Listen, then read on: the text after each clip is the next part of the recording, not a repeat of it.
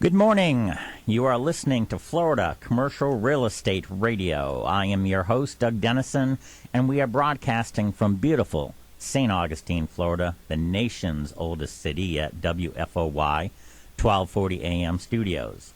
I will have a co-host, Jerry Anderson, who is a CCIM from Sperry Van Ness Commercial Real Estate Advisors in Palm Beach County, will be calling in and helping me out today. Through the power of the internet, this program is being streamed worldwide on 1240news.com. The show will also be archived on svn.com, as Sperry Van Ness Commercial Real Estate Advisors are the sponsors of this program. Additionally, this show will be posted on youtube.com. We are going to be talking about commercial real estate, different commercial real estate markets across the state of Florida. We've got a lot of topics today, and let's go to our first caller. Ashley, talk to me. Where are you from? You're from Sperry Van Ness. You're the senior advisor. Give us some information about you and also Sperry Van Ness. I currently office in the Sarasota, Florida branch office of Sperry Van Ness, Florida. Spent most of my life in South Florida, and then the last 8 years in the Sarasota area. I've been with Sperry Van Ness since 2009, and have really benefited from all the tools and platforms that Sperry Van Ness provides, being a national platform and being able to provide it to a local tertiary market like Sarasota and the greater area around it. Very good. And how did you get into commercial real estate, Ashley?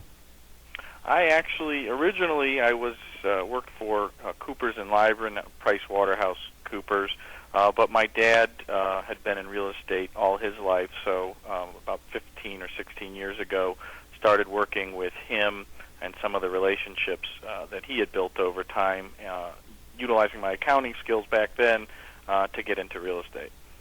Nice. And you're in the Sarasota area, and you've been very active with Sperry Van Ness. Again, talk to us about your different marketplace. What's happening, and where do you see the future as far as this year and beyond? Yeah, the Gulf Coast of Florida, which is really my primary market, Tampa to Naples, the area we do a lot of business in, is seeing the recovery residentially. The market is back below 6 months inventory, which is a good sign, and we've seen commercial now follow that right back up. We're seeing more activity in our market. We're seeing more buyers. We're seeing the national home builders start to acquire land. We're seeing people that were making do with what space they had to do, now looking to expand, thinking that rates are going to go up. So even if they don't necessarily need all the space right now, they're planning for the future.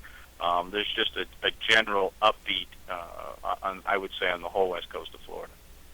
Nice. Jerry, do you want to ask him any specific questions? Because I know you talked earlier about Ashley and how great he's doing in his marketplace.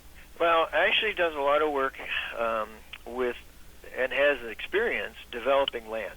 And, Ashley, I know a couple of the assets you've been working on, you were really sharing with some of the owners, and I was sort of eavesdropping on those, the changes that you're seeing with home builders coming back into the market.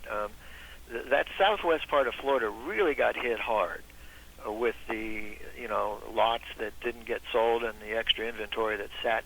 I mean, it made national news. Share with us what you think is happening now in regards to that inventory and the unfinished lots. Good question, Jerry. We're actually seeing velocity that we haven't seen since probably 2005. The home builders are constantly reporting record results. We were with one yesterday, as a matter of fact, who sold in March 11 out of 153 lots that they took down. We're seeing not only the national but the regional and local home builders start to acquire inventory. Traditionally, in the last couple of years, you've seen them try to take down finished lots All of those good ones seem to have been absorbed, so now they're getting into site plan approved lots, even lots that don't have a site plan that are have zoning. So you're seeing them get the inventory in their pipeline so that they can deliver new homes because the demand is there. Are the folks that are not entitled yet going to be able to, the home builders that have entitled land, are they going to be able to get entitlements fast enough to catch up with some of the nationals that are holding these lots that are ready to go? We're seeing site plan approvals and that process go a lot faster than we did several years ago. Where it would take 18 months just because they were so busy when every guy who owned a piece of property was trying to entitle it, we're seeing that time frame shrink down to about 9 to 12 months, and in some cases even faster. So I do think that if you have a parcel of land and you want to go through that process, I think it certainly is a smoother process than it was, say, 5 or 6 years ago. Yeah, the national press picked up on Lehigh Acres down there in Fort Myers, of course, and they couldn't have been more brutal to the Fort Myers, to Lee County and even down into Collier County and Sarasota County, Manatee County as well. And I don't know specifically what's going on in Lehigh Acres or even that Fort Myers market. Do you have any insight? I do. They're showing recovery. I just read a report last night that the Tampa to Naples market is seeing about a 10% year over year in improvement, and the Lehigh Acres market, as well as the Fort Myers market, is seeing new construction. They're seeing the price increases. They're seeing permitting go up. They're seeing everything that a recovery would show, and this whole coast is exceeding what the national averages are. So I would say, that coast and Lehigh Acres and Fort Myers specifically, while hit so hard because of the amount of supply that was delivered to the market, is seeing the absorption and the recovery. Yeah, it's very interesting. I was over on the west coast of Florida yesterday and or the day before, and the amount of tourists that I saw, the number of license plates from out of state and out of the country was phenomenal. I mean, restaurants were packed. Now, I know we're at the end of the spring break season, but tourism appears to really be moving strong. Would you agree? Yeah, a few years back, Siesta Key Beach was rated the #1 beach in the United States, and that has been a significant draw to tourists. The reports are that is as much as 40% increase in our tourism. People want to go see the #1 beach.